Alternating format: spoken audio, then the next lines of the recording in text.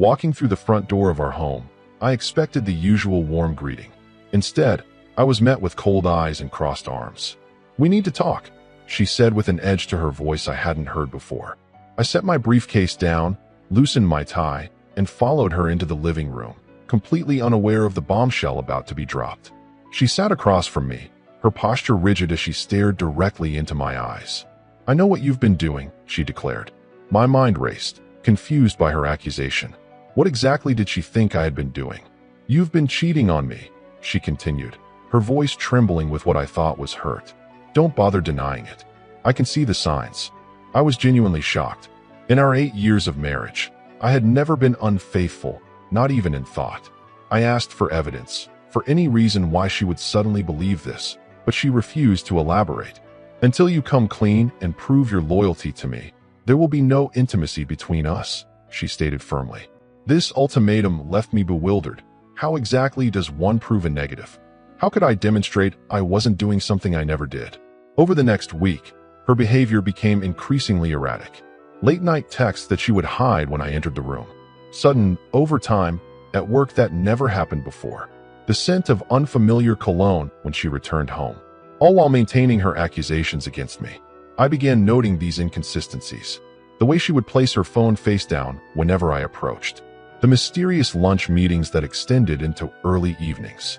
How she started dressing differently for work, choosing outfits she hadn't worn in years. One evening, while she showered, a notification lit up her phone on the coffee table. I had never invaded her privacy before, but something urged me to look. It was a message from her boss. "Looking forward to tomorrow. Same time, same place." The casual intimacy of those words struck me as odd. When I casually mentioned her boss during dinner that night, I noticed her nearly imperceptible flinch before she launched into an elaborate explanation about a stressful project they were working on together. She spoke too much, too quickly, offering details I hadn't asked for. Another red flag. It dawned on me then. This wasn't about my supposed infidelity at all. The accusations, the emotional distance, the sudden work commitments, they formed a pattern I couldn't ignore. Was she projecting her own guilt onto me? Was this elaborate charade designed to justify her own betrayal? That night, as she slept beside me in our bed, as far to her edge as possible, I stared at the ceiling fan rotating above us, its rhythmic movement matching my circling thoughts. If my suspicions were correct, I needed proof. Not for her, but for myself. I decided then that I would uncover the truth. Not through angry confrontations or desperate pleas, but through careful observation. I would become the detective in my own marriage, piecing together the clues she was inadvertently leaving behind. The irony wasn't lost on me. She had demanded I prove my faithfulness while potentially hiding her own infidelity. As morning light filtered through our bedroom curtains, I formulated a plan. If she was indeed betraying our marriage, I would discover it. And when I did, I would need to decide what came next. The next morning I woke up with a newfound clarity. Rather than confronting her with my suspicions, I decided to observe more carefully.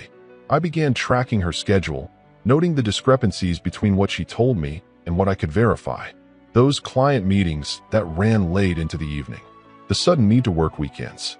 The mysterious phone calls she would take in another room. I created a detailed log on my laptop, hidden in a password-protected folder disguised as work documents. Each day brought new entries, new patterns. She would leave for work at 7:30 a.m., claiming to be back by 5:30 p.m., yet consistently arriving home closer to 7 p.m., sometimes with her lipstick slightly smudged or her hair freshly fixed. Meanwhile, her accusations against me continued. At dinner one night, she looked at me coldly and said, "I still don't trust you. I can feel you hiding something." The irony was almost too much to bear. While she pointed fingers at me, demanding transparency, her own behavior screamed deception. I noticed other changes too. New lingerie appeared in her drawer, items I had never seen before. She became meticulous about her appearance before work, spending extra time on makeup and choosing more flattering outfits. Yet at home, with me, she maintained a deliberate emotional and physical distance. 2 weeks into my investigation, I saw her text her boss at 9:30 p.m. from our living room couch. "Just checking that we're still on for tomorrow," she typed quickly before hitting send. When I casually asked who she was texting, she claimed it was a female colleague about a presentation. Another lie to add to my growing collection. I decided it was time to take my investigation a step further. I requested a day off work without telling her, planning to follow her after she left her office. If my suspicions were correct, I needed undeniable proof. Not just for any potential divorce proceedings, but for my own sanity, to confirm I wasn't imagining things. That night, while she slept, I installed a discreet tracking app on my phone that would help me follow her movements the next day. I felt a pang of guilt at this invasion of privacy, but reminded myself of her baseless accusations and increasingly suspicious behavior. If I was wrong, no one would ever know about this moment of doubt. But if I was right, the morning of my planned surveillance, she dressed with particular care. A new blouse I hadn't seen before, extra time on her hair, a spritz of her expensive perfume, the one she claimed was too good for everyday use. She barely looked at me as she gathered her things to leave, muttering something about another late meeting. "Have a good day," I said with forced cheerfulness. "Don't wait up," she replied, not meeting my eyes. The front door closed behind her with a decisive click. I waited 30 minutes before getting ready myself. Dark jeans, a nondescript jacket, sunglasses. Nothing that would make me stand out. I packed my phone charger, a small camera with a zoom lens, and a notebook. If there was something to discover, I would be prepared to document it. As I sat in my car, about to embark on this unwanted mission, I felt a strange calm settle over me. Whatever I discovered today would change everything. If she was innocent, I would need to address my own paranoia and rebuild trust. But if she wasn't, well, I would cross that bridge when I came to it. I started the engine and pulled out of our driveway, the tracking app open on my phone. The little blue dot that represented my wife was already across town at her office building. Now it was just a matter of waiting for her next move. And I was prepared to wait as long as necessary to uncover the truth. I parked my car strategically across from her office building, positioning myself with a clear view of the main entrance while remaining inconspicuous. The waiting was excruciating. Every minute felt like an hour as I sat there, occasionally checking the tracking app to confirm she was still inside. At precisely 4:37 p.m., she emerged from the building. She looked around quickly before checking her phone, a small smile playing on her lips as she read something on the screen. My heart pounded against my ribcage as I watched her walk not toward her car in the parking garage, but toward the street. A sleek black sedan pulled up to the curb. The driver's window rolled down, revealing a man in a suit, her boss. The same man who had been the subject of countless dinner conversations over the years. The same man who suddenly required so much overtime from my wife. She leaned down to speak to him, laughed at something he said, then walked around to the passenger side and got in. I started my engine, hands trembling slightly as I prepared to follow them. They drove for about 15 minutes, heading toward the outskirts of town. I maintained a safe distance, occasionally letting another car come between us to avoid detection. When they turned into the parking lot of an upscale hotel known for its discretion, my suspicions crystallized into certainty. I parked across the street and grabbed my camera. Through the zoom lens, I captured them walking into the hotel, his hand resting on the small of her back with familiar ease.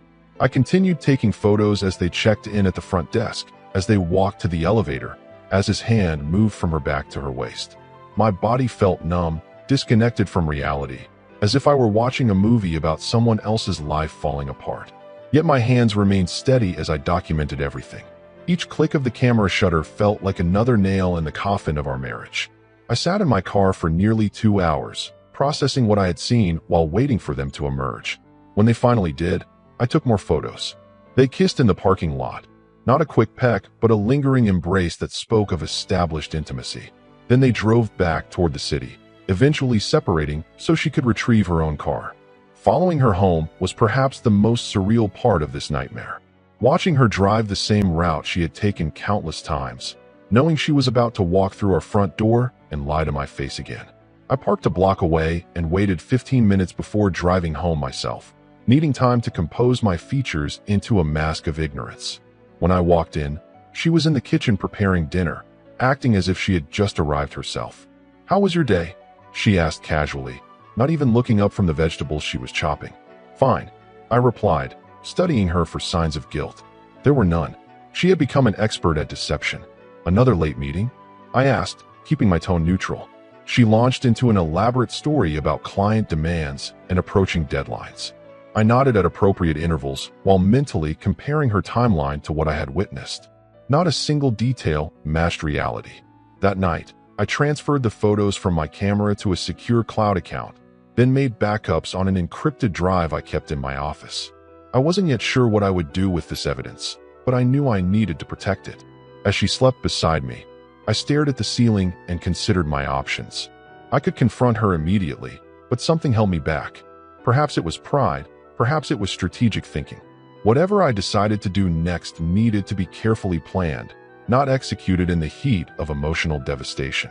One thing was certain, her accusations against me now made perfect sense.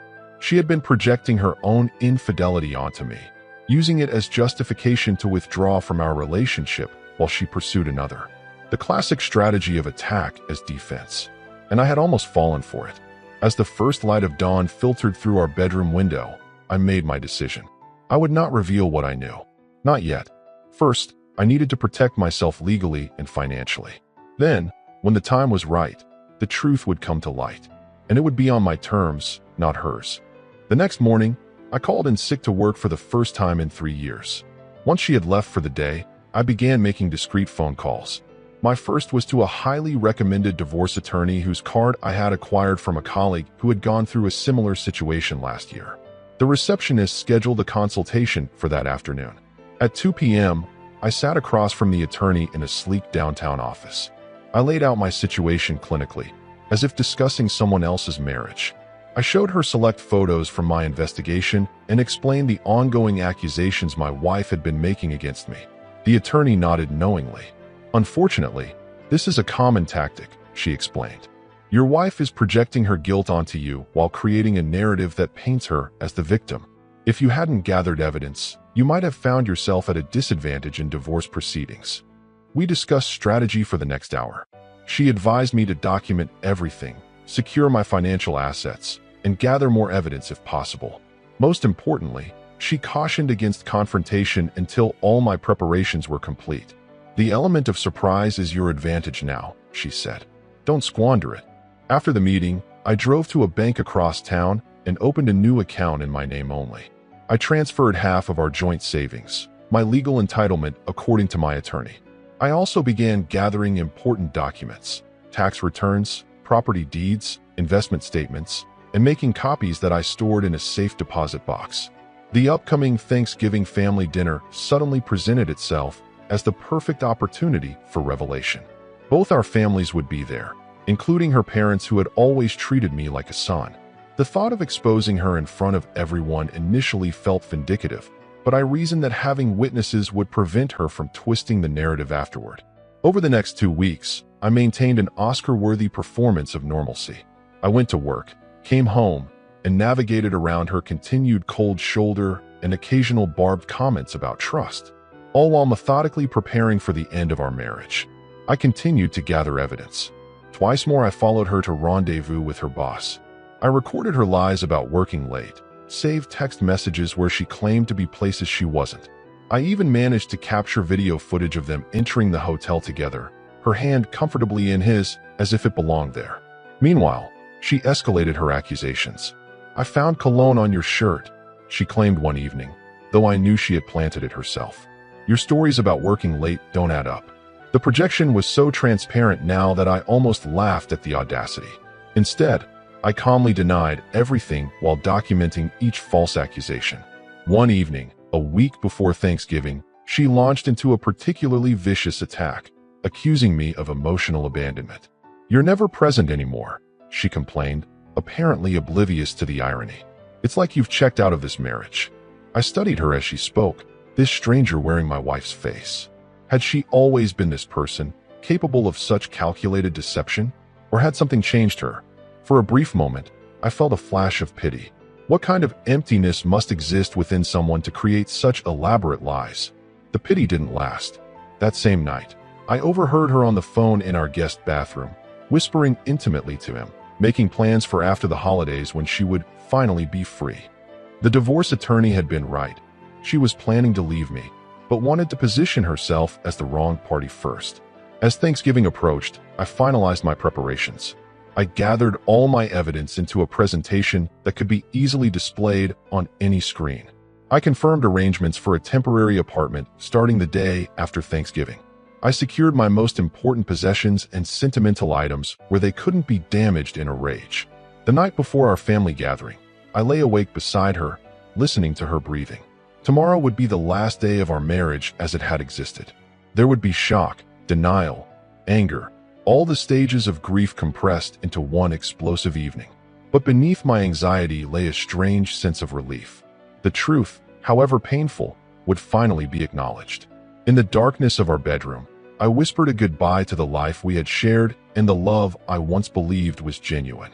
Then I closed my eyes and allowed myself to sleep, knowing that the next day would bring both an ending and a beginning. Thanksgiving morning arrived with an appropriate chill in the air. I woke early and began preparations for hosting our families, methodically peeling potatoes and seasoning the turkey as if it were any other holiday. She joined me in the kitchen later, moving around me with practiced distance. We worked in near silence, the occasional question about cooking times or serving dishes the only break in the tension. By 3 o'clock, our home was filled with the comforting aroma of roasting turkey and the sound of family arriving. Her parents were first, bringing homemade cranberry sauce and warm hugs. My mother and sister came next, with pies and side dishes. Various aunts, uncles, and cousins followed until our modest dining room was set for 15 people. I played my part flawlessly, greeting everyone with appropriate enthusiasm, accepting compliments on the decorations, pouring drinks, and making small talk.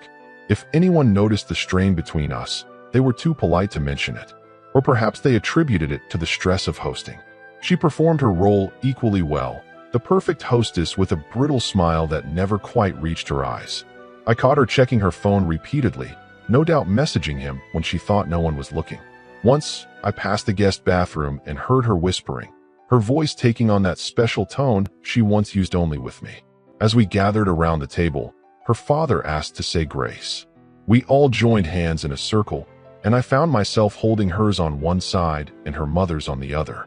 Her fingers were cold in mine, and she avoided eye contact as her father thanked God for family, health, and the bonds of love that united us all. The irony was not lost on me. Dinner progressed pleasantly enough, with conversation flowing between compliments on the food and updates on everyone's lives. When the topic turned to workplace dynamics, I saw my opening.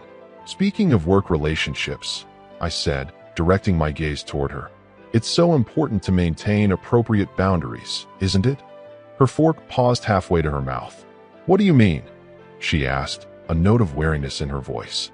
Just that mixing personal and professional can get complicated, I replied casually, taking a sip of wine. Trust is essential in any relationship, wouldn't you agree? Her eyes narrowed slightly. Yes, she said carefully. Trust is everything, which is why honesty is so important. Several family members nodded in agreement, unaware of the subtext charging our exchange.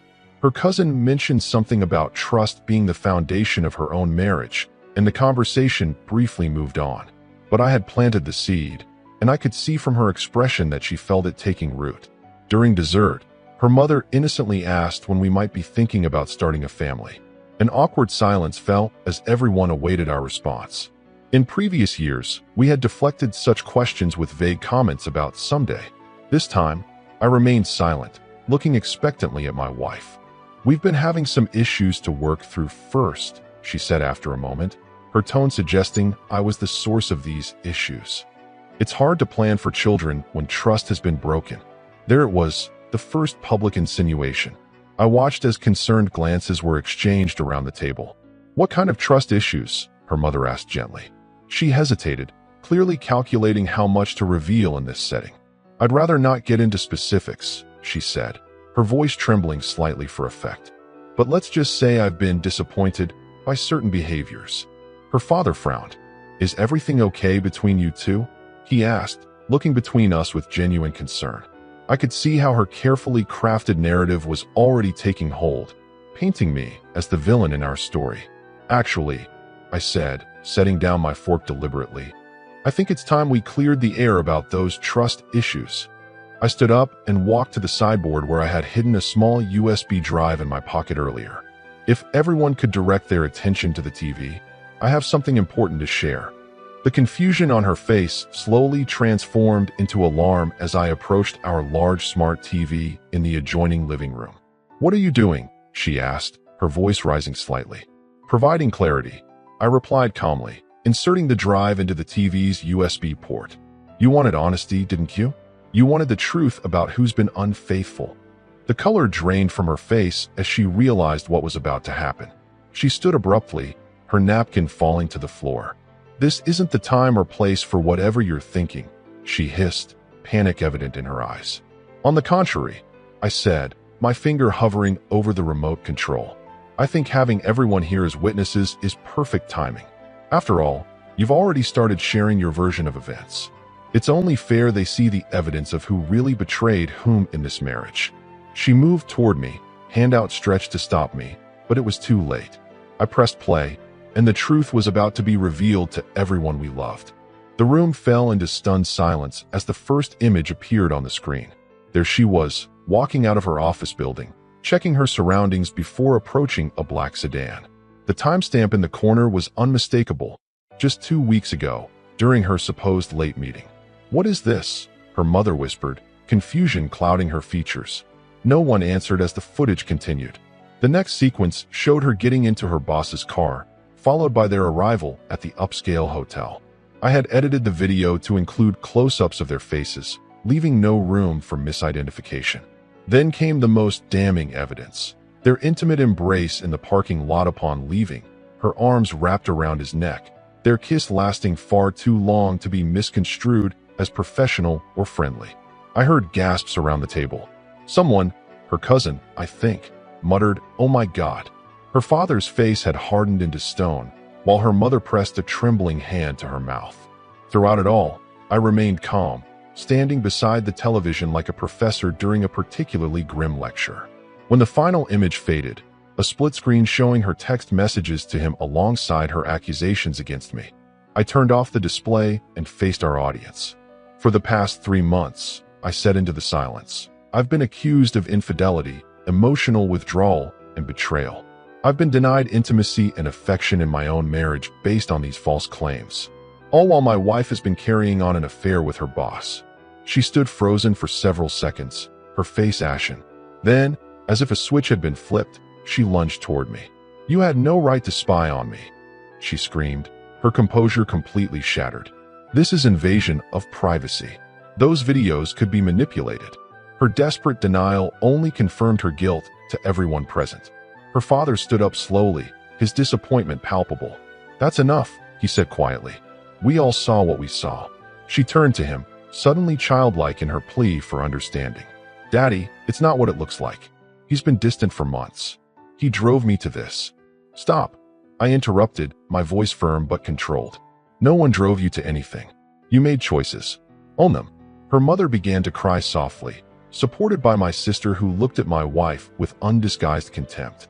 The holiday atmosphere had evaporated completely, replaced by the heavy air of family tragedy. "I've already consulted an attorney," I continued, addressing not just her, but everyone present. "The divorce papers will be filed first thing Monday morning. I'm not interested in a drawn-out battle or revenge. I simply want the truth acknowledged and a clean break." She collapsed into her chair, all pretense abandoned. "You planned this," she said, her voice hollow. "You set me up to humiliate me in front of everyone." "No," I corrected her. "I simply ensured there would be witnesses to the truth. After months of your lies and manipulation, I wasn't going to let you control the narrative any longer." After that, there was little left to say. Her parents, visibly shaken, were the first to leave, her father pausing to place a hand on my shoulder in silent support before guiding his weeping wife to their car. My family followed, my mother hugging me tightly and whispering that she was proud of my dignity under such circumstances. One by one, the others made their awkward exits until only she and I remained in our decimated holiday home.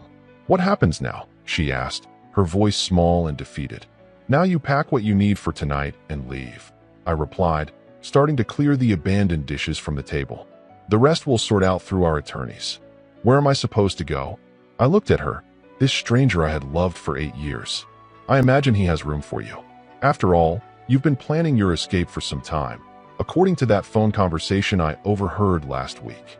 She flinched at the revelation that I knew even more than I had shown. Without another word, she went upstairs. 30 minutes later, she came down with a suitcase and left without looking back. The front door closed with a decisive click, marking the end of our life together. In the following weeks, the divorce proceeded with surprising efficiency. With the evidence I had gathered, she had little leverage for demands. We sold the house, divided our assets according to the prenuptial agreement we had signed, and went our separate ways. 6 months later, I was settled in a new city with a better job and the beginnings of a rebuilt life. I heard through mutual friends that she and her boss had broken up shortly after our divorce was finalized. Apparently, once their relationship was dragged into the light, it couldn't survive scrutiny. Sometimes I think about that Thanksgiving and wonder if the public revelation was necessary.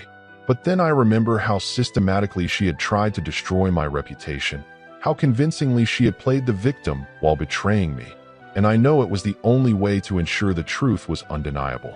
I lost a marriage that day, but I regained my dignity. And in the years since, I've learned that there are worse things than being alone, like being with someone who makes you doubt your own reality. These days, I trust my instincts more and accept nothing less than honesty in my relationships. Some lessons, however painful, are worth the cost of learning them.